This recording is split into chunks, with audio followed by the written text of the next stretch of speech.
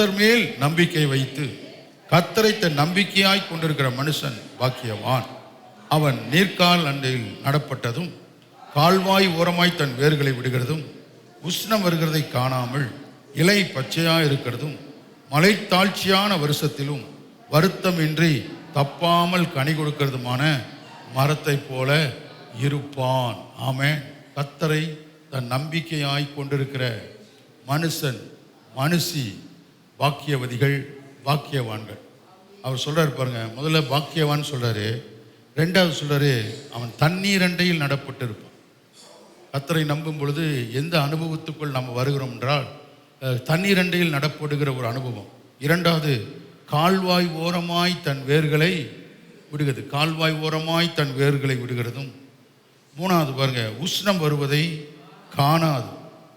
நான்காவது பாருங்க இலை பச்சையாக இருக்கிறதும் மலைத்தாழ்ச்சியான வருஷத்திலும் வருத்தமின்றி தப்பாமல், வருத்தமின்றி அதாவது கடினமின்றி, அதாவது கனி கொடுப்பது ஒரு கஷ்டம், நல்லா வாழ்வது ஒரு கஷ்டம், நல்லா ப்ராஸ்பராக இருப்பது ரொம்ப கஷ்டமாக இருக்கு, லாபம் சம்பாதிப்பது ரொம்ப கஷ்டமாக இருக்கு, ஒரு நல்ல வாழ்க்கை வாழ்கிறத முடியுது ரொம்ப ஹார்டாக இருக்குது, கடினமாக இருக்குது. நீ எங்கே பார்த்தாலும் நீங்கள் கேள்விப்பட்டிருக்கலாம் பாருங்கள், ரொம்ப கடினமாக இருக்குது, வாழ்க்கை கடினமாக இருக்குது, வாழ்க்கை கடினமாக இருக்குன்னு தான் நிறைய நம்ம கேள்விப்படுறோம். ஆனால் கர்த்தர் சொல்றாரு வருத்தமின்றி, வருத்தமின்றி கடினம் இல்லாமல் நீ மிகுந்த கனிகளை கொடுப்பாய். எப்பொழுது என்று சொன்னால் உன் நம்பிக்கை நீ கர்த்தர் மேல் வைக்கும் பொழுது. கர்த்தர் மேலே நம்பிக்கை வைக்கும் பொழுதே நீங்கள் பார்த்தீங்கன்னா நம்ம லைஃப்பில் சில மாற்றங்கள் நமக்கு தெரியும்.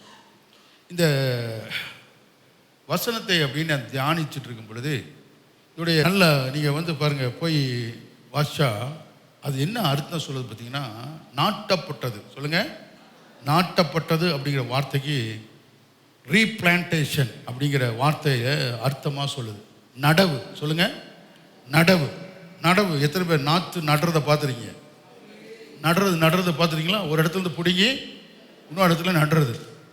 ஆமாம். சில மருத்துவத்தில் நீங்கள் பார்த்தீங்கன்னா அதுலேயும் பிளான்டேஷன் இருக்குது இல்லையா? அது எப்படின்னா ஒரு உறுப்பையே எடுத்துகிட்டு என்ன செய்யுது, மாற்றி வைக்கிறது. ஆமாம், ரீப்ளேஸ்மெண்ட் பாருங்கள், ரீப்ளான்டேஷன் அப்படின்னு சொல்லுவாங்க. இப்போ கர்த்தர் நம்மளை என்ன செஞ்சுருக்காருன்னா நம்மளை ரீப்ளான்டேஷன் பண்ணியிருக்கிறார், நாட்டிருக்கார். நல்ல கவனிங்க. ஆமாம். யாருக்கு கடினம், ஏன் கடினம்னே இன்னும் சொல்கிறாங்க அப்படிங்கிறது நீங்கள் நீங்கள் புரிஞ்சுங்க. கர்த்தர் நல்லவர். ஏன்னா வசனம் என்ன சொல்லுதுன்னா, கொலேசியரில் பவுல் சொல்றாரு, இருளின் அதிகாரத்திலிருந்து நம்மை விடுதலையாக்கி குமாரனுடைய ராஜ்யத்திற்குள்ளே நம்மளை என்ன செஞ்சிருக்காராம், உட்படுத்தியிருக்கிறார். அப்படின்னு என்ன அர்த்தம்னா, இருளிலிருந்து நம்ம எடுத்து வெளிச்சத்துக்குள்ளே கர்த்தர் வச்சிருக்கிறார். ஒரு ரீப்ளான்டேஷன். நல்ல கவனிங்க. ஒரு இடத்திலிருந்து எடுத்து ஒரு இடத்துல கொண்டு வந்து கர்த்தர் வச்சிருக்கார். ஆமாம். நம்மை ஆண்டவர் எப்படி வச்சிருக்காராம், உயர்குல திராட்சை செடியாக நட்டிருக்கார். பக்கம் சொல்லுங்க, நீங்கள் உயர்குல திராட்சை செடி. நல்ல ஒரு ஜீவனை கொடுத்து சொல்லுங்க பார்க்க, உயர்குல திராட்சை செடி. நீங்கள் ஒரு சிறந்தவர்களாக, ரொம்ப மேன்மையாக கர்த்தர் என்ன செஞ்சிருக்காருன்னா, இருளில் இருந்தும், இருள்னா நமக்கு தெரியும், அது பாவம், பிரச்சனை, போராட்டம், ஆசீர்வாதம் இல்லாத இந்த காரியங்களை குறிக்கக்கூடிய ரட்சிப்பு இல்லை தான் இருள். அப்போ இந்த இருளின் அதிகாரத்திலிருந்து நம்ம இருளினுடைய அதிகாரத்தில் இருந்தோம். ஒரு அதிகாரத்திற்கு நம்ம உட்பட்டு இருக்கும் பொழுது எனக்கு அருமையான தெய்வ பிள்ளைகளே, அந்த அதிகாரத்தை நீங்கள் மேலே வர முடியாது. நீங்கள் அந்த அதிகாரம் எப்படி உங்களை நடத்துதோ, அந்த அதிகாரம் உங்களை எப்படி என்ன சொல்லுதோ அதைத்தான் நீங்கள் கேட்க முடியும். அப்போது இருளின் அதிகாரத்தில் இருந்த பொழுது நம்மளால் நிமிர முடியல, உயர்ந்து வர முடியல, மேன்மையானது எது செய்ய முடியல. ஏன்னா அந்த இருள் பாவம் இருந்ததுனாலே நம்ம இடத்துல அந்த இருள் நம்மளை அதிகாரம் பண்ணி கொண்டு இருந்தது. ஆனால் ரட்சிப்பின் மூலமாக தேவன் என்ன செய்தார், அந்த இருளின் அதிகாரத்தில் இருந்து தேவன் நம்மளை விடுதலையாக்கிட்டார். விடுதலையாக்கி இப்போ எங்கே கொண்டு வந்து வச்சுட்டாருன்னா, குமாரனுடைய ராஜ்யம். குமாரனுடைய ராஜ்யத்துக்குள்ளே உங்களை கொண்டு வந்து என்ன செஞ்சிட்டாரு, இதுதான் நாட்டப்பட்டிருக்கீங்க. இப்போ எங்கே நாட்டப்பட்டிருக்கீங்க? குமாரனுடைய ராஜ்யம். குமாரனுடைய ராஜ்யத்தில் நாட்டப்பட்டவர்களுக்கு வறட்சி கிடையாது. குமாரனுடைய ராஜ்யத்துக்குள் நாட்டப்பட்டிருக்கிறவங்களுக்கு பார்த்தீங்கன்னா பாவம் இல்லை. குமாரனுடைய ராஜ்யத்துக்குள் நாட்டப்பட்டிருக்கிறது பாருங்க, தோல்வி இல்லை, பயம் இல்லை. இதை இன்னும் நீங்க புரிஞ்சுக்கணும்னு சொல்லனா, ரட்சிக்கப்பட்ட ஜனங்களை கர்த்தர் நாள்தோறும் சபையில கொண்டு வந்து என்ன செய்தார்? இது நாட்டப்படுறது. ஒரு உலகத்திலிருந்து நம்மளை தேவன் எடுத்து சபையிலே அவருடைய சரீரத்தோடு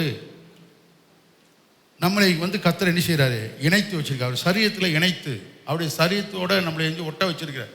அவருடைய இணைத்து இருக்கிறார். அப்போ சபைக்குள்ள நம்ம இருக்கிறதும் பார்த்தீங்கன்னா, நம்ம சபைக்குள்ள இருப்பதே நம்ம என்னன்னா நாட்டப்பட்டவர்களாக இருக்கிறோம்.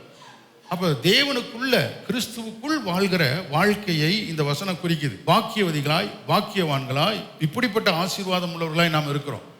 ஆமென். நம்ம தண்ணீர் அண்டையில் நாம நாட்டப்பட்டு நம்முடைய வேர், சொல்லுங்க நம்முடைய வேர். ஆமென் சொல்லுங்க, சொல்லுங்க நம்முடைய வேர். உங்களுக்கு ஒரு வேர் இருக்கு, புரியுதா உங்களுக்கு? வேர், அதாவது அது என்ன வேர்னா நம்முடைய ஜீவன். இப்போ இந்த வேர் ஒரு மரத்துக்கு வேர் எவ்வளவு தூரம் உறுதியா இருக்கும், அந்த அளவுக்கு அது என்ன செய்யுது? ஆசீர்வாதமா இருக்கு. அப்போ நம்முடைய வாழ்க்கையில பார்த்தீங்கன்னா, நம்முடைய வேர், நம்ம வெளியே இவ்வளவு தூரம் ஆசீர்வாதமா இருக்கிறோன்னா, நமக்குள்ள இருக்கக்கூடிய கிறிஸ்துவுக்குள் இருக்கிற அந்த ஜீவன், அந்த ரட்சிப்பு, அந்த ஆவியானவருடைய உறவு எந்த அளவுக்கு நமக்கு பலனுள்ளதாய் அது போயிட்டே இருக்கோ, அந்த அளவுக்கு அது ஆசீர்வாதமாக மாறுது. அப்போ இந்த வேர் நீங்கள் நல்லா கவனிங்க. இந்த ஒரு செடி நீங்கள் பட்டு போகணும் அப்படின்னா, அதோடைய வேரில் அந்த செடிக்கு ஆகாத ஒரு தண்ணியோ அல்லது வேறு ஏதாவது பாய்சனையோ ஏதோ ஒன்று நீங்கள் அதை ஊற்றுறீங்கன்னா, அந்த வேர் என்ன செஞ்சிருது? பக்கத்து சொல்லுங்க, நீ ஏன் தெரியுமா காஞ்சி கிடக்குற? பக்கத்துக்கு நீ ஏன் தெரியுமா காஞ்சியா இருக்கிற? உன் வேரில் படாதது ஏதோ ஒன்று பட்டுட்டு இருக்கு. உங்க வேரில் படக்கூடாத ஒன்றில் உங்க வேர் பட்டுட்டு இருக்கு. ஆனால் கர்த்தருடைய வசனம் சொல்லுது, நம்முடைய வேர் கால்வாய் ஓரமாய், அப்படிதானே இருக்கு? வாசிங்க, கால்வாய் ஓரமாய் தன் வேர்களை. அப்போ பரிசுத்த ஆவிக்குள்ள, தண்ணீருக்குள்ள அந்த வேர் என்ன செய்யுது? பட்டுட்டே இருக்கு. எத்தனை பேர் இந்த ஆற்றோரத்தில் நடப்பட்ட மரம், அந்த மரத்தினுடைய வேர் அப்படியே தண்ணியில் தண்ணியில் அப்படியே உறவாடிட்டே இருக்குது. எத்தனை பேர் பார்த்துருக்கீங்க? நிறைய பேர் பார்த்துருக்கீங்க. கர்த்தர் நல்லவர். ஆமென். அப்போ அந்த தண்ணீரில் அந்த வேர் என்ன செய்யுது? உறவாடிட்டே இருக்குது. அப்போ பாருங்க, வெளியே அது என்ன செய்யுதுன்னா பசுமையா இருக்கு,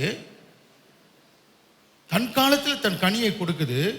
எப்படி கனி கொடுக்குது அப்படின்னா, வருத்தமின்றி, சொல்லுங்க, அப்புறம் தப்பாமல், ஃபெயிலியரே கிடையாது. கிடைக்குமா கிடைக்காதா, நடக்குமா நடக்காதா, போய் சேருமா சேராதா, வருமா வராதா, இதெல்லாம் கிடையவே கிடையாது. நிச்சயமாக நீ நம்பினது வரும். நிச்சயமாக உங்க கண்கள் அற்புதத்தை காணும். நிச்சயமாக உங்களுக்கு பலன் வரும். ஒரு கேள்வியே கிடையாது. அதனால தான் கர்த்தரை நம்புவருடைய வாழ்க்கை தப்பாமல், சொல்லுங்க, தப்பாமல், ஆமா, கனி கொடுக்கும். ஆமே. அப்ப நீங்க நாட்டப்பட்டிருக்கிற இடம் நல்ல இடம். சொல்லுங்க, நீங்க நாட்டப்பட்டிருக்க இடம் நல்ல இடம். சபையில் நாட்டப்பட்டிருக்க, கிறிஸ்துவுக்குள் நீங்க நாட்டப்பட்டிருக்கிறீங்க. அப்போ இது யார் செஞ்சா அப்படின்னா, கர்த்தர் செய்தார். எங்கேயோ இருந்து நம்மளை கொண்டு தேவனுக்குள்ள, கிறிஸ்துவுக்குள்ள, சபைக்குள்ள நம்மளை என்ன செஞ்சிருக்காரு? நட்டி வச்சிருக்கிறாரு. நல்லா கவனிங்க. அப்போ உங்களுடைய கர்த்தர் மேல் நம்பிக்கையாய் இருக்கிற மனுஷன், கர்த்தர் மேல் நம்பிக்கையாய் இருக்கிற மனுஷி, அவர்கள் பாக்கியவான்களாய், அவர்கள் பாக்கியவதிகளாக இருக்கிறார்கள். அப்போ கர்த்தரை நம்ம நம்பும் பொழுது நம்ம வாய் நம்ம அறியாமையே நம்ம சொல்லும், நான் பாக்கியவானாக இருக்கிறேன், நான் பாக்கியவதியாக இருக்கிறேன், நான் ஆற்றோர நடப்பட்ட மரத்தை போல இருக்கிறேன், என் வேர் தண்ணீரிலே விடுகிறதும் உஷ்ணம் வருவதை அறியாது தப்பாமல் வருத்தமின்றி கனி கொடுக்கிற நல்ல மரமாக நான் இருக்கிறேன் அப்படிங்கிற வார்த்தை என்ன செய்யும்? வந்துட்டு கர்த்தரை நம்புகிற பிள்ளைகள், கர்த்தரை நம்புகிறவர்களுக்கு அந்த நன்மை நடந்து கொண்டே இருக்கிறது. ஏன்னா வசனம் சொல்லி கர்த்தரை நம்புகிறவர்களே அவர் அறிந்திருக்கிறார். நீங்கள் அவரை நம்புறீங்களா இல்லைங்களா அப்படிங்கிறத அவர் அறிஞ்சிருக்கிறார். அப்போ கர்த்தரை நம்புகிறோம் அப்படின்னாவே நம்ம லைஃப்பில் மாற்றங்கள் உண்டாகும். ஒரு மாதிரியா இருக்கீங்க வாழ்க்கையில். நான் ஒரு காரியத்தை நம்பும் பொழுதே உங்களுக்கு என்ன செய்யும்? மாற்றம். கர்த்தரை நம்புறீங்க அப்படின்னா உங்களுக்கு ஒரு மாற்றம். எப்படின்னா, நீங்கள் கர்த்தரை நம்புறீங்க அப்படின்னா உங்களுக்குள்ள தெரியுது, உங்களை நாட்டப்பட்ட எங்கே கர்த்தர் நாட்டி வச்சிருக்கிறாரோ அந்த இடத்துல நீங்கள் இடத்துல வந்து நீங்கள் உறுதியாயிட்டே இருப்பீங்க. கர்த்தருக்குள்ள பலனடைஞ்சிட்டே இருப்பீங்க. நாளுக்கு நாள் நடப்பட்ட பொழுது ஒரு வேர் எந்த அளவில் இருந்ததோ 10 வருஷம் கழிச்சு அந்த வேர் அப்படியேவா இருக்கும்? மாற்றி அமைக்க. எத்தனை பேர் சொல்லுங்க வாழ்க்கையை மாற்றி அமைச்சிருக்காரு? என் வாழ்க்கையை மாற்றி அமைச்சிருக்காரு. இல்லை, கவனிக்கிறீங்களா? கர்த்தரை நம்புறவங்கள வாழ்க்கையவே கர்த்தர் என்ன செய்றாரு? அவங்க என் வாழ்க்கையை கர்த்தர் மாற்றி அமைக்கணும். எத்தனை பேர் விசுவாசிக்கிறீங்க? என் வாழ்க்கையை கர்த்தர் மாற்றி அமைக்க வேண்டும். ஆமாம். மாறி இருக்கா பாருங்க. பக்கம் சொல்லுங்க, வாழ்க்கை மாறி இருக்கா? சொல்றேன், ஆளே மாறிட்டாயா? எப்படி இருந்தாரு இப்படி ஆயிட்டு? எப்படி இருந்தவரு இப்படி ஆயிட்டார். நீங்க எப்படி ஆயிருக்கீங்க? சொல்லுங்க, எப்படி ஆயிட்டீங்க? மாற்றம் இருக்கா? அதே கோபம், அதே எரிச்சல், அதே கோல் மூட்டுறது, அதே முறுமுறுக்கிறது, ஒன்றுலேயும் ஒரு வாய் ஒன்றும் மாற்றம் இல்லை. ஒரு மாற்றம். கர்த்தர் சொல்றாரு, உன்னை மாற்றி அமைச்சிருக்கிறேன். ஆனால் ஒரு மாற்றமே இல்லை. நல்லா கவனிக்கிறீங்களா? எத்தனை பேர் விசுவாசிக்கிறீங்க? அப்படியே உங்கள் கண்களை ஏறெடுத்து பாருங்கள். நீங்கள் எப்படிப்பட்ட மரமாக இருக்கிறீங்களா? ஆற்றோடு நடப்பட்ட மரம். அப்படியே பசுமையாக இருக்கிறீங்க. நல்லா பச்சையாக அந்த இலையெல்லாம் விட்டு அப்படியே மரத்தை கொத்து கொத்தா கடி. அவன் சொல்ல என்ன, எத்தனை பேர் பார்த்துருக்கீங்க? சில செடிகளில் கொத்து கொத்தா பழம் இருக்கும். சில மரத்திட்ட போனீங்கன்னா தேடணும், பைனாக்குள் வச்சு தேடணும், ஏதாவது இருக்கான்னு. ஒன்றுமே இருக்காது. ஆனால் சில மரத்துக்கிட்ட போனீங்கன்னா உங்களுக்கு வந்து இதை பறிக்கவா இதை பறிக்க. எத்தனை அந்த அனுபவத்தில் இருந்துருக்கீங்க? உங்கள் வாழ்க்கை வந்து கனி நிறைந்ததாய், ஆமே, கனி நிறைந்ததா இருக்கக்கூடிய மரம். அப்படி தான் நீங்கள் கற்பனை பண்ணி பாருங்களேன். உங்கள் லைஃப் பாருங்கள் எப்படி கர்த்தர் அப்படி தான் சொல்கிறார். அப்படி ஒரு மாற்றத்தை நீங்கள் காணும்படி, அப்படிப்பட்ட ஒரு வாழ்க்கையை நீங்கள் வாழும்படி உங்களை கர்த்தர் மறு குடி அமைப்பு, ஆமான்னு சொல்லுங்க, உங்களை வந்து எடுத்து வேறொரு இடத்திலிருந்து இருளிலிருந்து எடுத்து உங்களை வெளிச்சத்துக்குள் கர்த்தர் நினைச்சிருக்காரு. ஆசீர்வாதம் தனக்குள் உங்களை கர்த்தர் நட்டி வைத்திருக்கிறார். ஒரு சபையில் இருக்க பிள்ளைங்க இப்படி தான் இருப்பாங்க. சபையில் நாட்டப்பட்டுட்டீங்கன்னா ஆமாம், நீங்கள் எப்படி மாறிடுவீங்கன்னா இப்படி மாறிடுவீங்க. ஆமாம். ரெண்டாவது ஒரு வசனம் வாசிங்க. சங்கீதம் 32:10 வாசிங்க பார்க்கலாம். சங்கீதம் 32:10 வாசிங்க பார்க்கலாம்.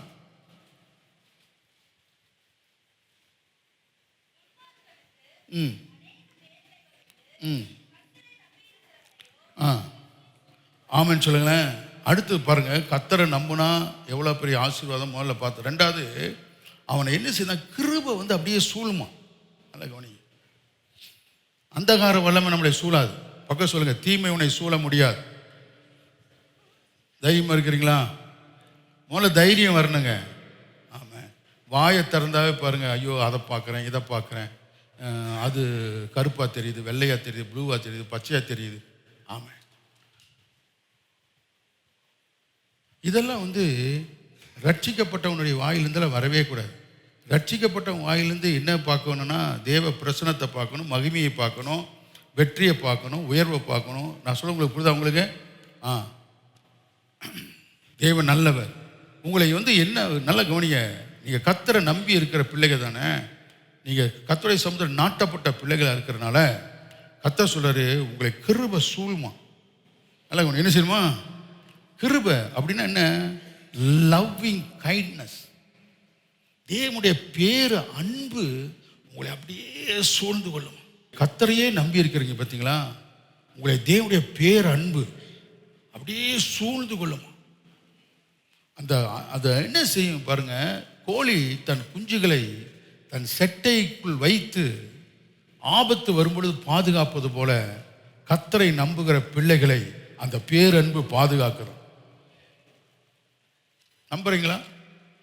தேவனுடைய இந்த கிருபையை மிஞ்சி, அவருடைய இரக்கத்தை தாண்டி, அவருடைய வல்லமை தாண்டி ஒன்றும் உங்களை தொடவே முடியாது. இதில் நீங்கள் முதல்ல நம்பிக்கையாக இருக்கணும். கர்த்தரை நம்புகிற பிள்ளைகளே, கர்த்தருடைய பேரன்பு, அவருடைய அன்பு, தயவு உங்களுடைய சூழ பாளையம் இறக்கி என்ன செய்து பாதுகாக்கிறது. ஆமென் சொல்லுங்க. அல்லேலூயா. இஸ்போனைத் என்று சொல்லுகிற ஒரு ராட்சதன் தாவீதை வெட்ட வரும் பொழுது தாவீதை காப்பாற்றுறது இந்த கிருபை.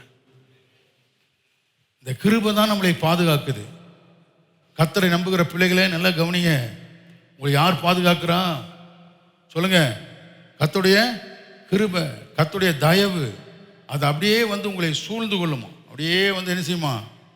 அப்படியே கண்ணில் உங்களால் பார்க்க முடியலனாலும் உண்மை அதுதான்.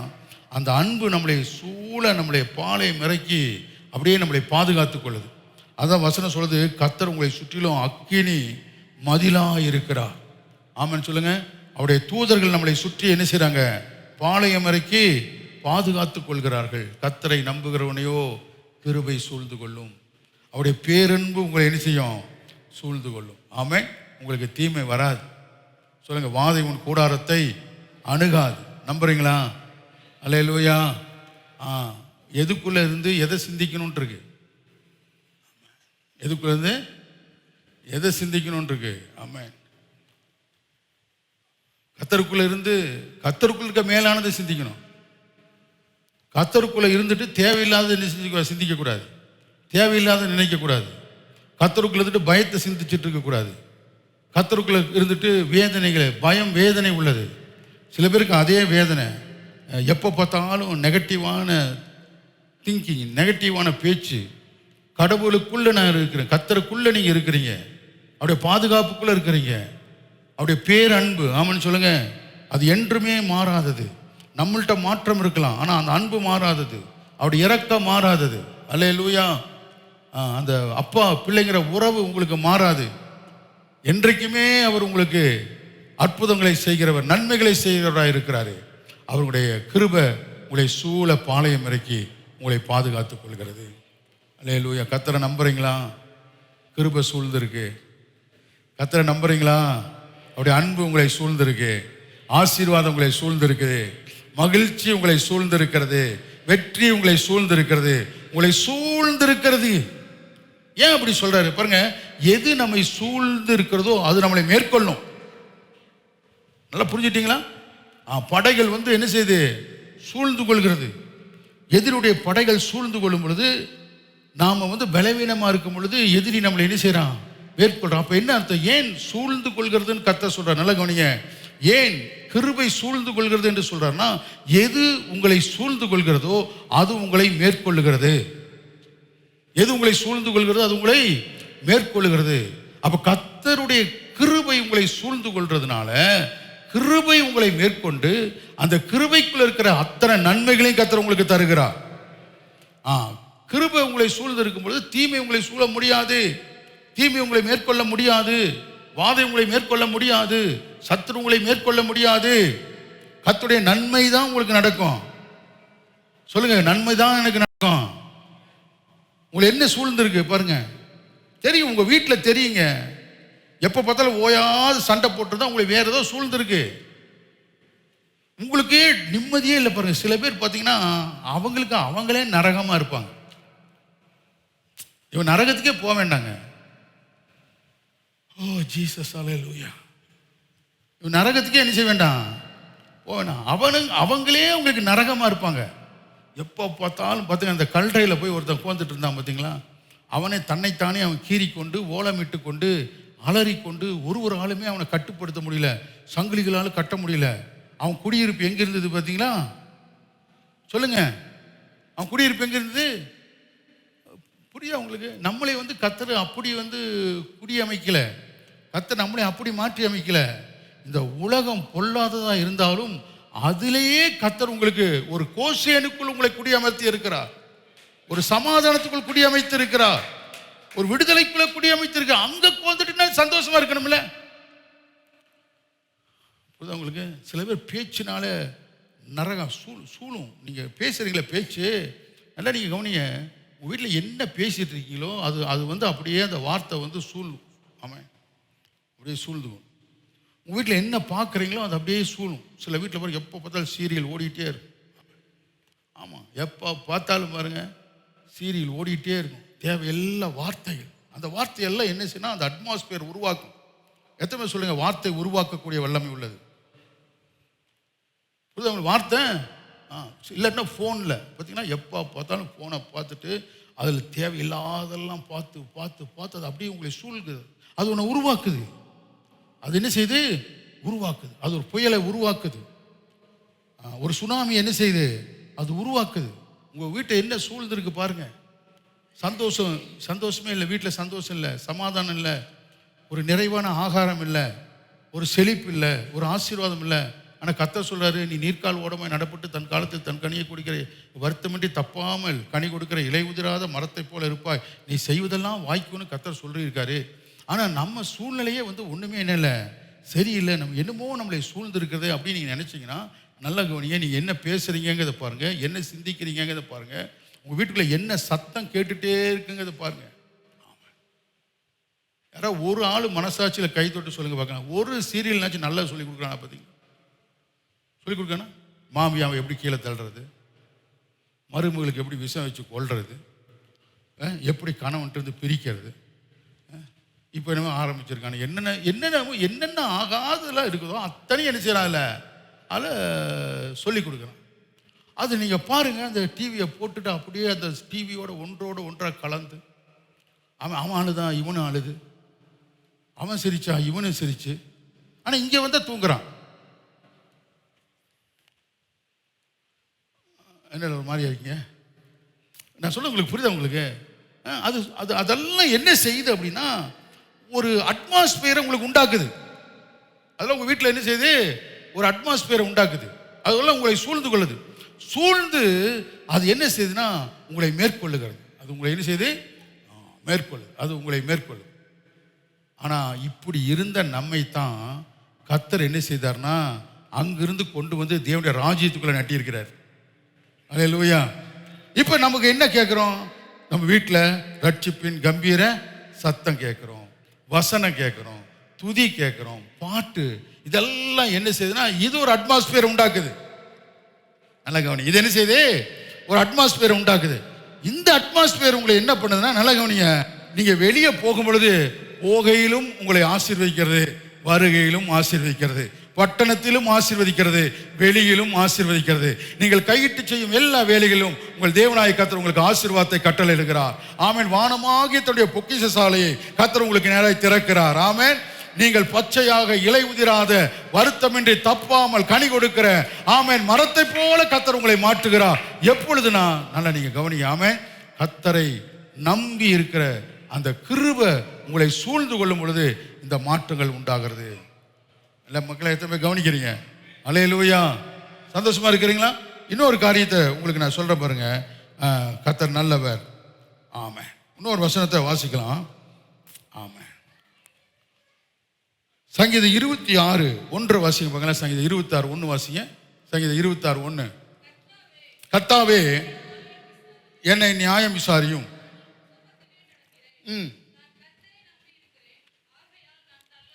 ஆமாம். கர்த்தரை பாருங்க, உங்களை தள்ளாட விட மாட்டார்.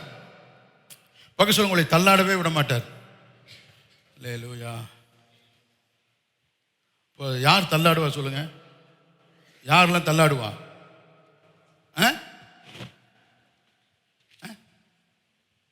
சொல்லுங்க, யாரெல்லாம் தள்ளாடுவா? யாரு? குடியாருங்க தள்ளாடுவாங்க. சரி, அப்படியே குடிக்கிறவங்க தள்ளாடுறாங்க. பலவீனமானவங்க என்ன செய்வாங்க? பலம் இல்லை, என்ன செய்வோம்? தள்ளாடுறோம் இல்லையா? சில பேர் பார்த்தீங்கன்னா சில கெட்ட செய்திகளை கேட்கும்போது தள்ளாடுவாங்க. துர்ச்செய்திகளை கேட்கும்போது என்ன செய்கிறாங்க? தள்ளாடுறாங்க. நல்ல பலனாக இருப்பாங்க. ஏதோ யாரோ ஒருத்தர் வார்த்தை சொல்கிறாங்க, நீங்கள் ஒரு டாக்டர்கிட்ட போகிறீங்க, டக்குன்னு அவர் ஒரு வார்த்தை சொல்கிறாரு, உடனே நமக்கு என்ன செஞ்சிருது? ஒரு தள்ளாட்டம், பயம் வந்துடுது. ஆனால் கர்த்தர் சொல்றார் பாருங்க, தள்ளாடுகிற முழங்கால்களை கர்த்தர் பலப்படுத்துகிறவர். நீங்கள் தள்ளாட வேண்டாம். புரியுதா உங்களுக்கு? அப்படி அதாவது எதுலேயுமே ஒரு அதாவது ஒரு என்ன சொல்கிறது, நம்மளை வந்து கர்த்தர் எப்படி வைக்கிறான், அசையாத இருக்கிற சீயோன் பர்வதத்தை போல கர்த்தர் வச்சிருக்காராம். எதை கண்டும் அசையாமல் இருக்கக்கூடிய உறுதியாக இருக்கிற சீயோன் பர்வதத்தை போல வச்சிருக்காராம். ஆனால் இவர் சொல்ல, தாவீது தான் சொல்ல, நான் கர்த்தரை நம்பி இருக்கிறேன், நான் என்ன செய்ய மாட்டேன், தள்ளாடவே மாட்டேன். பக்கம் சொல்ல, தள்ளாட மாட்டேன். அன்பேலன்ஸ்டாக இருக்குது பாருங்கள். புரியுதா உங்களுக்கு? நீங்கள் வந்து கர்த்தருக்குள்ள நல்லா கவனிங்க. கர்த்தரை நம்புகிற பிள்ளைகள் எல்லாவற்றிலையும் உறுதியாக இருப்பாங்க. சபைக்கு வரதா உறுதியாக இருப்பாங்க, ஜெபிக்கிறதுல உறுதியாக இருப்பாங்க, ஐக்கியத்தில் உறுதியாக இருப்பாங்க, கர்த்தருக்கு கொடுக்கறதுல உறுதியாக, எல்லாவற்றுமாக உறுதியாக இருப்பாங்க. ஹல்லேலூயா. நான் சொல்ல உங்களுக்கு புரியுதா உங்களுக்கு? ஆமாம், எல்லாவற்றிலையும் ஒரு உறுதி. ஜெபமா உறுதி முதல்ல இம்பார்ட்டன்ட், அது கொடுப்பாங்க உறுதி. அதுதான் முதல்ல வேலை. வேதத்தை தியானிக்கணும், அதுதான் முதல்ல வேலை. அதான் உறுதியாக இருக்கு. இப்போ கர்த்தரை நம்பாதவங்க பாருங்க, ஈஸியாக எல்லாத்திலையும் விட்டு கொடுத்துருவாங்க. எல்லாத்திலையும் என்ன செய்வாங்க, விட்டு கொடுத்துருவாங்க. உலகத்துக்கு தான் முக்கியத்துவம் கொடுப்பாங்களே ஒழிய கடவுளுடைய காரியத்தில் அவங்க உறுதியாக இருக்க மாட்டாங்க. கடவுளுடைய காரியத்தில் அப்படியே தள்ளாடுவாங்க. ஆனால் உலக பிரகாரமாக காரியத்தில் பார்த்தீங்கன்னா அவங்க ரொம்ப வைராக்கியமாக இருப்பாங்க. கர்த்தருடைய காரியத்தில் அவங்களுக்கு அந்த வைராக்கியம் இருக்காது. ஆனால் தாவீது சொல்கிறாரு, நான் கர்த்தரை நம்பி இருக்கிற அப்படின்னால நான் வந்து தள்ளாடவே நான் மாட்டேன். தள்ளாட வேண்டிய வேலையே இல்லை. தாவீது தள்ளாடவே இல்லை. ஆமென். நல்லா கவனிங்க. அவர் வந்து நான் சொன்ன கடைசியாக அவர் யுத்தத்துக்கு போகும்பொழுது அவருடைய படை தளபதிகள் தான் சொல்கிறாங்க, எங்களுடைய விளக்கு அணைந்து போகாதபடி நீங்கள் இனிமேல் என்ன செய்ய வேண்டாம், யுத்தத்துக்கு வர வேண்டாம்னு சொல்கிறாங்க. ஆனால் தாவீது பார்த்தீங்கன்னா கடைசி அவர் பலன் குன்றி போக வரைக்கும், அவருக்கு பலன் குன்றல, ஆனால் அந்த கடைசி நேரம் வரைக்கும் அவர் வந்து யுத்தம் செய்கிறவராக இருந்தார். நான் சொல்கிறேன், இயேசுவின் நாமத்தில் ஆமென் சொல்லுங்கள். ஆமென். உங்கள் இறுதி மூச்சு இருக்க வரைக்கும் உங்களுக்கு பலன் இருக்கும். ஆமென் சொல்லுங்க. அல்லேலூயா. உங்கள் வேலைகளை நீங்களே செய்ய உங்கள் கால்கள் தள்ளாதபடி கர்த்தர் பாதுகாத்துக் கொள்வார். ஆமாம், எங்கள் அம்மா 95 வயசு வரைக்கும் எங்கள் அம்மாவை காப்பி போடும். நான் சொல்கிறேன், நீங்கள் 100 வயசில் பிரியாணியே செய்வீங்க. உங்களுக்கு வந்து ஆமென் வராது. ஏன், நீ ஏற்கனவே தீர்மானம் பண்ணியிருக்கிற. புரியுதா உங்களுக்கு? ஆமாம், ஏற்கனவே. ஆமாம், அவள் சொன்ன கொஞ்சம் மாவு கொஞ்சம் என்ன இருக்குது, நானும் என் பிள்ளை மட்டும் சாப்பிட்டு போவோம், ஒரு வயலுக்கு கொடுக்க மாட்டோம் அப்படின்னு அவள் ஏற்கனவே புரியுதா உங்களுக்கு? நான் பாருங்க, நீ 100 வயசுலேயே நீயே பிரியாணி செய்வேன்னு சொன்னால் எழுந்து ஒரு அலையிலே சொல்லணும் இல்லை, எழுந்து ஒரு ஆமேன்னு சொல்லணும் இல்லை, ஒரு கை தட்டணும் இல்லை, அது வரமாட்டேங்குது பாருங்க. ஏன் தெரியுங்களா? நமக்கு வரல. போதும் மாஸ்டர், நீங்கள் வேற ஒன்று, இது வரைக்கும் இழுத்து கொண்டு வந்ததே பெருசு, நீ 100 வயசு வரைக்கும் இருக்கணுமா? நான் உங்களுக்கு சொல்லட்டுங்களா? அதாவது யார் தெரியுமா ரொம்ப வாழணும்னு யார் தெரியுமா விரும்புவா? நல்லா என்ஜாய் பண்ணுறவன் தான் வாழணும்னு விரும்புவான். ஆமாம் வேலையை சொல்லுங்க சொல்லுங்க. தீர்க்காயுசா வைக்கிறேங்கிறார். தீர்க்காயுசா அப்படித்தானே சொல்றாரு. அப்போ கர்த்தர் வந்து அவருக்கு என்ன பிரியம்னா, நான் வந்து உனக்கு எவ்வளோ வருஷத்தை உனக்கு நான் நீட்டி கொடுத்தாலும் நான் உண்டாக்குனதெல்லாம் நீ அனுபவிக்க வந்து பத்தவே பத்தாது. உன் லைஃபே என்ன செய்யாது, பத்தாது. கொஞ்சம் நம்மளது கொஞ்சம் 100 வயசு இல்லையா, 110 வயசு, அன்னைக்கு ஒரு பாட்டி பார்த்தா 120 வயசுல பைபிள் படிச்சுட்டு இருக்கு. சீனா பாட்டி, நம்ம பாட்டி இல்லை, நம்ம பாட்டி இல்லை, சீனாவில் இருக்க ஒரு பாட்டி 120 வயசில் பைபிள் படிச்சுட்டு இருக்குது. ஒரு வீட்டில், அவங்க வீட்டில் பைபிள் வாசித்து தியானம் பண்ணிட்டு பார்த்தேன். ரொம்ப சந்தோஷமாக இருந்துச்சு. பரவாயில்ல, 120 வயசில் படிக்குது பாருங்க. அவன் சொல்லுங்க, எவ்வளோ ஆசீர்வாதம். அதுக்கு கூட ஒரு கை தட்ட மாட்டேங்க பாருங்க. அதாவது ஒரு ஆசை வேணுங்க. புரியுதா உங்களுக்கு? முதல்ல வந்து என்ன வேணும், ஒரு ஆசை வேணும். நான் நல்லா இருக்கணும், என் சபை நல்லா இருக்கணும், என் சபையில் இருக்க மக்கள் நல்லா இருக்கணும். புரியுதா உங்களுக்கு? எதுவுமே அப்படியே போக வேண்டியது, அப்படியே வர வேண்டியது. இந்த இதுக்கு என்ன, அதுக்கு என்ன சொல்லுவாங்க, குதிரைக்கு கரெக்டாக சொல்கிறேம்மா, குதிரைக்கு கடிவாளம் போட்ட மாதிரி. புரியுதா உங்களுக்கு? அப்படியே போகணும், அப்படியே வரணும். ஆமாம். இங்கே என்ன, நீங்கள் உண்மையான சொல்லுங்க, நீங்கள் வந்து இந்த வழியில், இங்கேருந்து போகிற வழியெல்லாம் நீங்கள் ஒரு 500 ரூபா கீழே போடுங்க, நம்ம சப்பமாக யாரும் எடுக்க மாட்டாங்க. ரொம்ப நல்லவங்க இல்லை, பார்க்க மாட்டான். அது பார்க்க மாட்டாங்க. அவ்வளோ நல்லவங்களான்னு கேட்காதீங்க, அப்படி இல்லை சொல்ல. நீங்கள் நல்லவங்க தான் இல்லைன்னு சொல்ல, ஆனால் பார்க்க மாட்டாங்க. ஏன்னா அவங்க மனதெல்லாம் பார்த்தீங்கன்னா எங்கேயோ இருக்குது. எப்படியோ இருக்காது, எப்படியோ அப்படியே புலம்பிக்கிட்டே தெரிஞ்சுட்டு தான் இருக்காரு. ஆசை இல்லை, விருப்பம் இல்லை. புரியுதா உங்களுக்கு? கர்த்தர் நல்ல, நான் சொல்கிறேன், பக்கத்து சொல்லுங்கள், விரும்புங்க, நல்ல வாழ்க்கையை விரும்புங்க, குழந்தைகளை விரும்புங்க, பெற்றோர்களை விரும்புங்க, நல்ல வாழ்க்கையை விரும்புங்க, ஆசீர்வாதத்தை விரும்புங்க. புரியுதா உங்களுக்கு நான் சொல்கிறது? தள்ளாட கர்த்தர் உங்களை விட மாட்டாங்க. அல்லேலூயா. நான் சொல்லட்டுமா உங்கள் மேலே தீர்க்க தரிசனமாக சொல்கிறேன், நல்லா கவனிச்சு கேளுங்க. நீ தள்ளாடுனா ஆசீர்வாதத்தை சுமக்க முடியாது, அப்படிதான் நீ தள்ளாடும். ஆமாம். ஒரு மரத்தில் மிகுந்த கனிகளினால அந்த மரம் தள்ளாடுறது மாதிரி உங்கள் நீதிமானின் சிரசின் மேலே கர்த்தர் உங்கள் மேலே ஆசீர்வாதத்தை வைத்து அந்த ஆசீர்வாதத்தை சுமக்க முடியாமல் நீங்கள் தள்ளாடணும் தான் கர்த்தர் விரும்புகிறாரே ஒழிய பயத்திலேயோ, கவலையிலேயோ, வியாதியிலேயோ, போராட்டத்திலேயோ, தோல்வியிலேயோ நீங்கள் தள்ளாட வேண்டும் என்று கர்த்தர் ஒரு நாளும் விரும்புவதே கிடையாது. நீதிமான், ஆமென், அவருடைய சிரசின் மேல் ஆசீர்வாதம் தங்கி இருக்கும். அல்லேலூயா. கர்த்தர் உங்களை பலப்படுத்த விரும்புகிறாரு. எத்தனை விரும்புகிறீங்க? உங்கள் மேலே அவ்வளோ பெரிய ஆசீர்வாதத்தை சுமக்க முடியாத அந்த ஆசீர்வாதங்களை நீங்கள் சுமக்கிறதுனால தான் நீங்கள் தள்ளாடணும். அதுதான் கர்த்தர் விரும்புகிறார். ஏதோ என்னை கர்த்தர் தள்ளாட வைக்கிறாருங்க, அவருக்கு அதுதான் வேலை. உங்களை தள்ளாட வச்சு அவர் அப்படி வேடிக்கை பார்த்துட்டே இருக்க. ஏன்னா நம்ம குழந்தைகள்லாம் நீங்கள் பார்த்தீங்கன்னா வீட்டில் தத்து புத்து நடக்கும் பார்த்துருக்கீங்களா? அதை பார்த்துட்டு அவன் நம்ம கை தட்டி நம்ம சிரிப்போம். அவன் அது கீழே விழுந்துட்டோன்னா உடனே என்ன செய்கிறான்? நம்ம சிரிக்கிறோம். நம்ம கர்த்தர் அப்படி நினச்சிட்டு இருக்கோம். இவனை அப்படி நடக்க விட்டு தொப்பு தொப்புன்னு இவன் கீழே விழுகிறத பார்த்து கர்த்தருக்கு அது வேலை கிடையாதுங்க. நிறைய பேர் அப்படி தான் சொல்லிட்டு இருக்காங்க. ஏதோ என்னை கர்த்தர் தள்ளி விட்டு கர்த்தர் என்னை வேடிக்கை பார்க்குற. அவருக்கு வேறையே இல்லை பாருங்க. அவருக்கு ஒரு வேலையுமே கிடையாது. இவரை இங்கே தள்ளி விட்டு அவர் பார்த்து கை கட்டி சிரிச்சிட்டு இருக்காரு. பரலவத்தை தூதர்களாக உட்கார வச்சுட்டு பார்த்தீங்களா எப்படி விழுந்தான் பார்த்தியா? குப்பரை அடிச்சு டொமோன்னு விழுந்தான் பார்த்தீங்களா? கிடையாது மக்களே. நல்லா கவனிங்க. அவங்க மனதெல்லாம் மாறட்டும், எண்ணங்கள்லாம் மாறட்டும். அல்லேலூயா. ஆமென். நீங்கள் தைரியம் சிங்கம் போல இருக்குன்னு கர்த்தர் விரும்புகிறாரு. நெஞ்ச நிமித்தி வாழணும்னு கர்த்தர் விரும்புகிறாரு.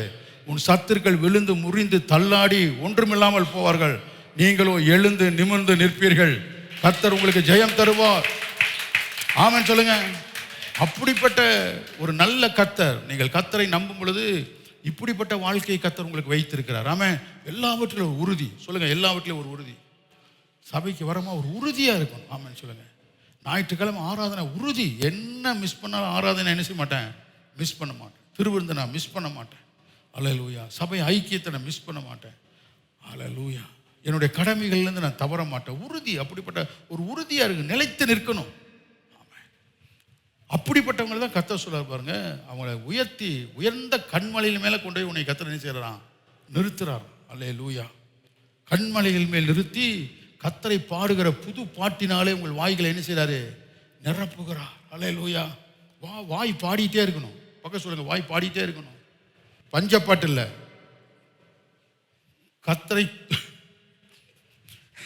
கர்த்தரை துதிக்கிற புது பாட்டு. ஆமான்னு சொல்லுங்க. வசனம் சொல்லுது, நீதிமான் பாடி மகிழ்கிறான். சொல்லுங்க, நீதிமான். என்ன அழகான என்ற வசனம் எனக்கு ரொம்ப பிடிக்கும். நீதிமான் பாடி மகிழ்கிறான்.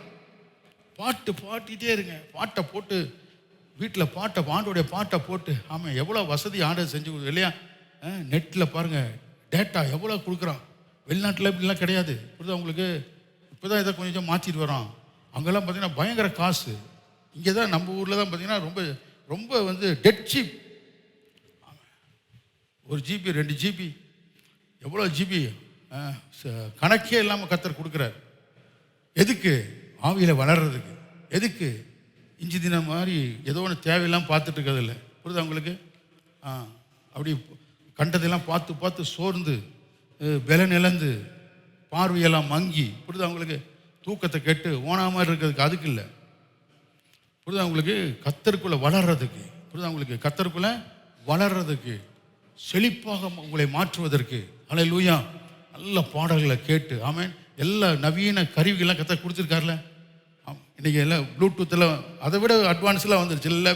இப்போ என்னென்னமோ வந்துருச்சு. ஆமென். எதுக்கு? நல்ல கர்த்தரை என்ஜாய் பண்ணுங்க, அவருடைய பிரசன்னத்தை என்ஜாய் பண்ணுங்க. ஆமாம். நீங்கள் பாருங்கள், தள்ளாடவே மாட்டீங்க. காலை எந்திருக்கும் பொழுது ஒரு ஒரு ஒரு பேலன்ஸ் இல்லாமல் தான் இருக்கும். கவலை இருக்கலாம், பயம் இருக்கலாம். ஆனால் ஆண்டோடைய பாடலை கேட்டு அப்படியே துதிச்சு ஆராதனையெல்லாம் பார்க்க பார்க்க பார்க்க பார்க்க பார்க்க ஒரு பெலன் என்ன செஞ்சிடும்? கர்த்தர் நல்ல உங்களை தள்ளாட விடமாட்டார். பக்க சொல்ல, உங்களை தள்ளாட விடமாட்டார். அல்லேலூயா, ஆமென். சரி, அடுத்து ஒரு வசனம் வாசிங்க. நீதிமொழிகள் 29:25 வாசிங்க. நீதிமொழிகள் 29:25 வாசிங்க.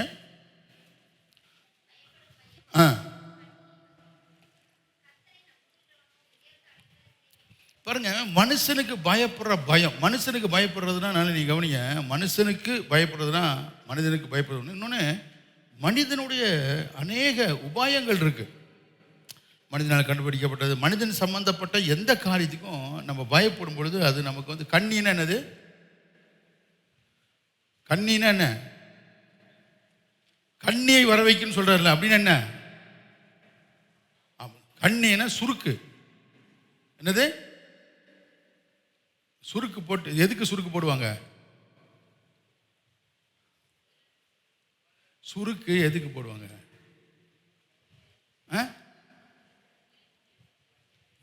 பன்றிக்கா? சுருக்கு சுருக்கு சுருக்கு என்னங்க இப்படி இருக்கீங்க நீங்க? எங்க சுருக்கு பை தான் தெரியும் உங்களுக்கு. சுருக்கு வந்து விலங்குகளை பிடிக்கிறதுக்கு, பறவைகளை பிடிக்கிறதுக்கு, புரியுதா உங்களுக்கு? அதில் கால் வச்சோன்னா என்ன செய்யும்?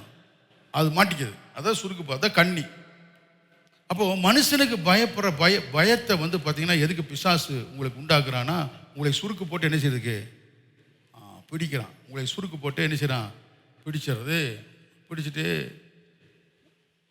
ஒரு காலில் தான் சுருக்கு ஒழுகும். பார்த்துருக்கீங்களா? பறவைகள் சுருக்கு போடுறது நான் பார்த்துருக்கேன். முயல், மான், பன்றி, பிரதர்ஸ் கரெக்டாக சொன்னார், பன்றி எல்லாம் சுருக்கு போட்டு அது ஒரு கால் மாட்டிட்டு 3 காலம் பெப்பலன்னு தெரிஞ்சிட்டு இருக்கும். பறவைகளை பார்த்தீங்கன்னா ஒரு கால் மாட்டிட்டு ஒரு கால் என்ன செஞ்சுருக்கோம்? நிறைய நம்மளுக்கு அப்படி தான், ஒரு கால் ஒரு பக்கம் மாட்டிட்டு ஒரு கால் ஒரு பக்கம் என்ன செஞ்சுட்டு இருக்கு. ஏன்னா அது இப்போ கண்ணியில் மாட்டிச்சு. ஏன் சொல்லுங்க? பயம். என்னது? எப்போ பார்த்தாலும் பயம். இந்த பயமே உங்களுக்கு இருக்கக்கூடாது. நான் மறுபடியும் சொல்கிறேன், ஏசு அதனால தான் பயப்படாதே பயப்படாதே பயப்படானே 365 தடவை சொல்லியிருக்காராம் பைபிளில். வருஷத்தில் எத்தனை நாள் இருக்கு? 365 நாள் சொல்கிறாராம். அநேக இடத்துல கர்த்தர் பாருங்க, பயப்படாதீர்கள் பயப்படாது. ஏன்னா இந்த பயம் வந்து நம்மளை என்ன செய்யுன்னா, இந்த ப்ரெசன்ட் டென்ஸில் நம்மளை வாழ விடாது. நீங்கள் பாருங்கள், ஒரு வீட்டில் நல்ல ஒரு சாப்பாடு செஞ்சுருப்பாங்க. அந்த சாப்பாடையும் கூட ஒரு சுவையாக என்ன செய்யாது அந்த பயம், சாப்பிட விடாது. நீங்கள் பஸ்ஸில் போவங்க பாருங்கள், 2 பக்கம் இயற்கை காட்சிகள் அப்படியே அழகாக இருக்கும். அதிகாலையில் நீங்கள் பார்த்தீங்கன்னா அந்த குருவி கத்துறது, காக்கா கத்துறது, அந்த பனியோடு அந்த மேகங்கள் எல்லாம் சூழ்ந்து இருக்கிறது, அப்படியே காற்று அப்படியே ஜில்லுன்னு அடிக்கும். அப்படியே சுகமாக இருக்கும். அதை என்ஜாய் பண்ண மாட்டான். இவனுக்கு எங்கே போய் கமுத்திடுவானோ இவன் மைண்டே. நீங்கள் பாருங்கள், இந்த டிரைவர் ஓட்டுறதே சரியில்லை, ஐயோ பத்திரமா கொண்டு போய் சேர்த்துவானோ சேர்த்த மாட்டானோ, போய் சேருவோமோ அவன் புறப்பட்டதுலேருந்து இறங்குற வரைக்கும் பாருங்க, அதை என்ஜாய் பண்ணவே மாட்டாங்க. என்ன ஒரு மாதிரியா இருக்கீங்க? நான் சொல்ல உங்களுக்கு புரியுதா? உங்களுக்கு அதை அனுபவிக்கவே மாட்டாங்க. அப்புறம் இறங்கணும்னு பாருங்க, இன்னொரு பயம் ஆரம்பிச்சிடும். ஆட்டோக்கார் கரெக்டாக கூட்டிகிட்டு போவாரா சொல்லுது பாருங்க, என்னையோ நான் கர்த்தரை நம்பி இருக்கிற அப்படின்னா என்னை கர்த்தர் உயர்ந்த அடைக்கலத்திலே வைப்போம். உயர்ந்த அடைக்கலத்திலே கர்த்தர் வைத்திருக்கிறார். ஆமென். அதனுடைய கொஞ்சம் ஆழமாக போய் நம்ம பார்த்தோம்னா அது என்ன சொல்லுதுன்னா, அணுக முடியாத உயரமான இடம். பக்க சொல்லுங்க, நீ அணுக முடியாத உயரமான இடத்துல இருக்கிற. எவ்வளோ பெரிய வார்த்தை பாருங்க. ஏங்க இப்படி இருக்கிறீங்க? அணுக முடியாத, தீமை அணுக முடியாத, எந்த வைரஸும் அணுக முடியாத, உன்னை தீமை செய்கிற எந்த காரியம் உன்னை அணுக முடியாத உயர்ந்த அடைக்கலத்தில் கர்த்தர் வச்சிருக்கிறாராம். எவ்வளோ பெரிய வார்த்தை பாருங்க அந்த வார்த்தை. ஆனால் நீங்கள் அப்படி சாதாரணமாக கேட்குறீங்க.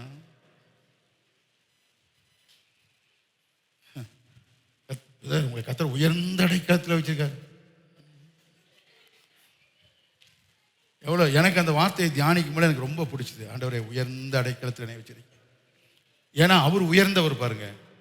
அவர் உயர்ந்தவராக இருக்கிறதுனால அவரோடு நம்மளை வந்து என்ன செய்கிறாராம், அமரப்படும். எதுக்கு நம்ம பயப்படணும் பாருங்க? கர்த்தரை நம்பி இருக்கிற பிள்ளையே கர்த்தருடைய உயர்ந்த அடைக்கலத்தில் வைத்திருக்கிறார். தீமை உட்புகவே முடியாதான், வாதை நுழையவே முடியாதான், சத்துருனை மேற்கொள்ளவே முடியாதான். அவ்வளோ பெரிய ஒரு பாதுகாப்புக்குள்ள உயர்ந்த அடைக்கலத்தில் கர்த்தர் உங்களை வைத்திருக்கிறாராம். அல்லேலூயா. கர்த்தரை நம்புகிற பிள்ளைகளுக்கு எவ்வளோ ஆசீர்வாதத்தை கர்த்தர் வச்சிருக்காரு பாருங்க. சந்தோஷமா இருக்கிறீங்களா? அடுத்து பாருங்க, ஒரு வசனம் வாசிங்க. நீதிமொழிகளின் புஸ்தகம் 28:25 கொஞ்சம் வாசி. சந்தோஷமா கேட்குறீங்களா? சந்தோஷமா இருக்க ஒரு அலையிலேயே சொல்லுங்க பார்க்கலாம். இன்னைக்கு என்னமோ கொஞ்சம் அப்படியே எனக்கு சவுண்டு கொஞ்சம் நிதானமாக போகிறேன், சத்தமே இல்லாமல் போகுது இல்லையா?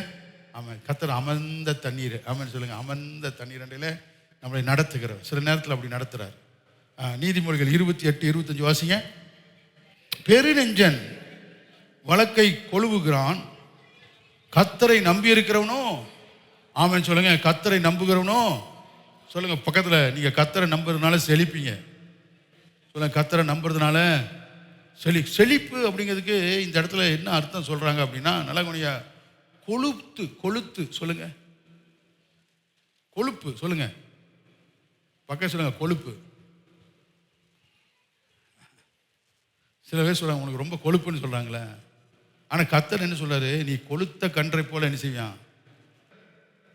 நம்ம மைண்டெல்லாம் நீங்கள் பார்த்தீங்கன்னா தேவனுடைய ப்ராஸ்பரிட்டிக்குள்ள, ஒரு ஐஸ்வர்யத்துக்குள்ள ஒத்து போகாது. ஏன்னா நம்ம மைண்ட் எல்லாம் மறுரூபமாகல. நீங்க அந்த அளவுக்கு நம்ம செழுமை அடையணும். கர்த்தர் சொல்லல, கர்த்தரை நம்புகிறவன் எப்படி செழிப்பான் சொல்லுங்க. பிச்சைக்காரனுக்கு காசு போனா கூட எல்லா நோட்டையும் தள்ளிட்டு பழைய நோட்டு கிழிஞ்ச நோட்டு எடுத்து போற பாருங்க, அப்படி செழிப்பு இல்லை. அவனுக்கு தாராளமாக என்ன செய்யணும், அப்படி எடுத்து கொடுக்குற மாதிரி செழிப்பு. அந்த செழிப்பு சொல்ல கொளுத்த கன்று சொல்லுங்க, கொள்ளுமையா சொல்லுங்க. கர்த்தரை நம்புகிறவன் செழிப்பான், ஆவியில செழிப்பான், ஆத்துமால செழிப்பான், சரீரத்தில் செழிப்பாங்க. அல்லேலூயா. புரியுது அவங்களுக்கு? ஆவியிலையும் செழிக்கணும், ஆத்துமாலையும் செழிக்கணும், சரீரத்திலையும் செழிக்கணும். அதான் கர்த்தரை நம்புகிறவங்கள கர்த்தர் செழிக்க வைக்கிறார். ஒரு வசனம் வாசிங்க. ஆனால் நம்ம கர்த்தரை நம்பி ஆசீர்வாதமாய் நம்மளை கர்த்தர் மாத்துறாரு பாருங்க, கர்த்தர் நம்மளை செழிக்க வைக்கிறார் பாருங்க. அப்போ நம்மள்கிட்ட இருக்கக்கூடாதவைகள் என்று கர்த்தர் சொல்ற சில காரியங்களை பார்த்து நம்ம ஜெபிக்கலாம். நெகேமியா 9:25 வாசிங்க. முதல்ல நெகேமியா 9:25 முதல்ல வாசிங்க. நெகேமியா 9:25 வாசிங்க. அவர்கள் கட்டிக்கொண்டு பாருங்க எவ்வளவு ஆசீர்வாதம். எல்லாம் மக்களை எல்லாம் கவனிச்சு கேட்குறீங்களா? கர்த்தர் எப்படி கர்த்தரை நம்புறவங்களை கடவுள் எப்படி பிளஸ் பண்ணி வைக்கிறாராம். சிஸ்டர் வாசிங்க எல்லாம். நெகேமியா 9:25 பக்கம் சொல்லுங்க. 616 பக்கம். புதிய ஏற்பாடு இல்லை, பழைய ஏற்பாட்டில் 616. எல்லாம் அப்படியே ஃபாலோ பண்ணுங்க பார்க்கலாம். வாசிங்க சிஸ்டர். அவர்கள் அரணான பட்டணங்களையும் செழுமையான பூமியும் கட்டிக்கொண்டு சகலவித உடைமைகள் நிறைந்த வீடுகளையும் வெட்டப்பட்ட துறவுகளையும் ஏராளமான திராட்சைத்தோடு சொல்லுங்க. என்ன திராட்சைத்தோட்டம் சொல்லுங்க? ஏராளமான. பக்கம் சொல்லுங்க, ஏராளமான. அல்லேலூயா. பக்கம் சொல்லுங்க, உங்களுக்கு ஏராளமான. வேண்டிய மட்டும் எல்லாம் உங்க வீட்டில் இருக்கும்.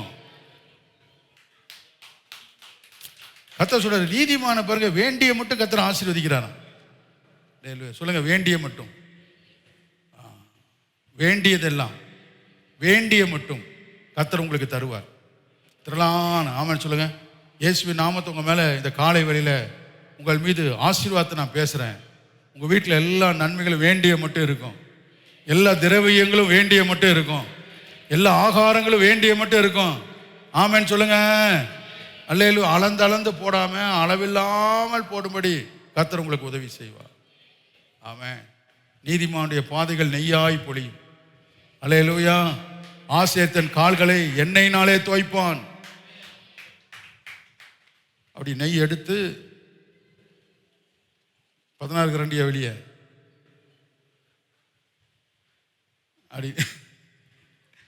அப்படி நெய் எடுத்து சொட்டா இல்லை, அப்படியே ஊத்தும்படி.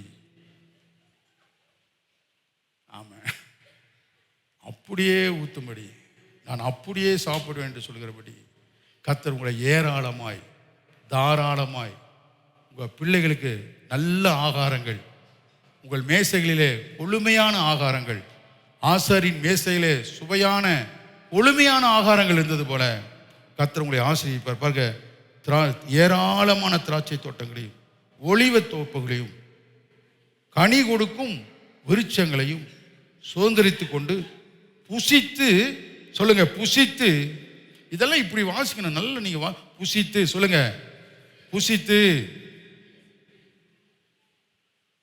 சொல்லுங்க, புசித்து. இயேசுவின் நாமத்தை சொல்லுங்க, இயேசுவின் நாமத்தில் இது எனக்கு ஆகாது, இது எனக்கு பிடிக்காது, இன்னைக்கு ஒத்து வராதுன்னு சொல்லாம எல்லாவற்றையும் புசிக்கக்கூடிய கிருபையை கர்த்தர் உங்களுக்கு தருவாராக. ஆமென் சொல்லுங்க. பாருங்க, புசித்து திருப்தியாகி கொழுத்து, இந்த வார்த்தை தாங்க சொல்லுது. என்ன இருக்கு? கொழுத்து. பக்கம் சொல்லுங்க, புசித்து திருப்தியாகி கொழுத்து உம்முடைய பெரிய தயவினால் செல்வமாய் வாழ்ந்தார்கள். கைகளை தட்டுங்க பார்க்கலாம். என்ன அழகாசன வசனம் பாருங்க. புசித்து திருப்தியாகி கொழுத்து உம்முடைய பெரிய தயவினால் செல்வமாய் வாழ்ந்தார்கள். அல்லேலூயா. இப்படி ஆண்டவரை நம்பி வாழ்கிறோம் பாருங்க. இப்படி தான் ஆண்டவரை நம்பி வாழும் பொழுது நம்ம எப்படி இருக்கணும் அப்படின்னு சொல்றாரு பாருங்க. உபாகமம் 32:15. உபாகமம் 32:15 வாசிங்க. உபாகமம் 32:15 வாசிங்க. யெசூரன் கொழுத்து போய் உதைத்தான், கொழுத்து ஸ்தூலித்து நினம் துண்ணின போது தன்னை உண்டாக்கின தேவனை விட்டு தன் ரட்சிப்பின் கண்மலையை ஆசை. இதுதான் பிரச்சனை. இப்ப கொழுக்க வைக்கிறது கர்த்தருக்கு பிரச்சனை இல்லை, கொழுத்தா நம்ம என்ன செய்யறோங்கிறது தான் பிரச்சனை. புரியுதா உங்களுக்கு? என்ன மக்கள் ஒரு மாதிரியா இருக்கீங்க?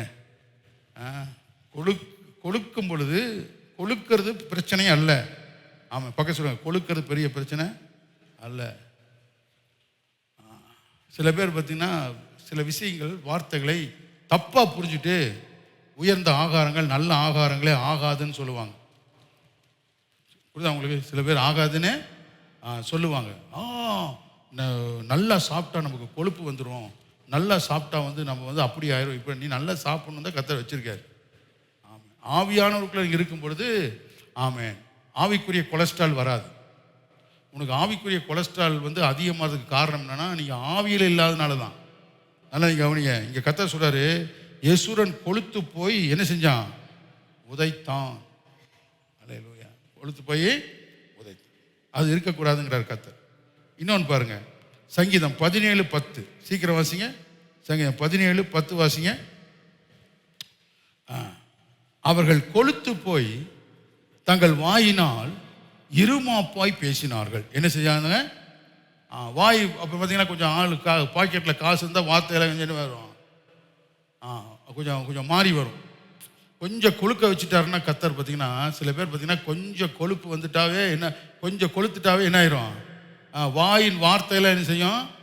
அப்படியே ரொம்ப மரியாதை இல்லாமல் போகும், மரியாதை இல்லாமல் பேசுவாங்க, எல்லாம் மரியாதை இல்லாமல் போகும். அதுதான் கர்த்தர் சொல்றாரு, நீ கொழுத்து போய் தன் வாயினால் என்ன செஞ்சாங்க? இருமாப்பாய் பேசினார்கள். சில பேருக்கு பிறகு சின்ன ஒரு ஆசீர்வாதம் கூட வந்துடக்கூடாது, அவன் வாயினாலே அதை கெடுத்துருவான். அப்புறம் எங்க போய் பெரிய ஆசீர்வாதங்களாம் சிலர்லாம் பாருங்க, என்ன மில்லியன் பாருங்க, மைட்டி மில்லியனராக இருக்கான் இல்லைங்களா? ஐயோ, ஒரு தேசத்தையே விலைக்கு வாங்க, ஒரு பட்டணத்தை கோயம்புத்தூரே விலைக்கு வாங்கிக்கிற அளவுக்கு ஆள் இருக்காங்க. தமிழ்நாட்டையே விலைக்கு வாங்குறதுக்கு பணக்காரர் இருக்கானா இல்லையா சொல்லுங்க? ஆனால் அவங்க ஆளுகள் பாருங்க எப்படி இருக்காங்க பார்த்தீங்களா? அப்படியே ரொம்ப பவ்யமா தாழ்மையா, அதெல்லாம் பார்க்கும்போது நமக்கு ஆச்சரியமா இருக்கு. ரத்தன் டாட்டா பாருங்க, புரியுதா உங்களுக்கு? எவ்வளோ பெரிய பணக்காரங்க, ஏர்லைன்ஸே வாங்கிட்டாரு, ஆனால் எவ்வளோ சிம்பிளாக இருக்காரு பாருங்க.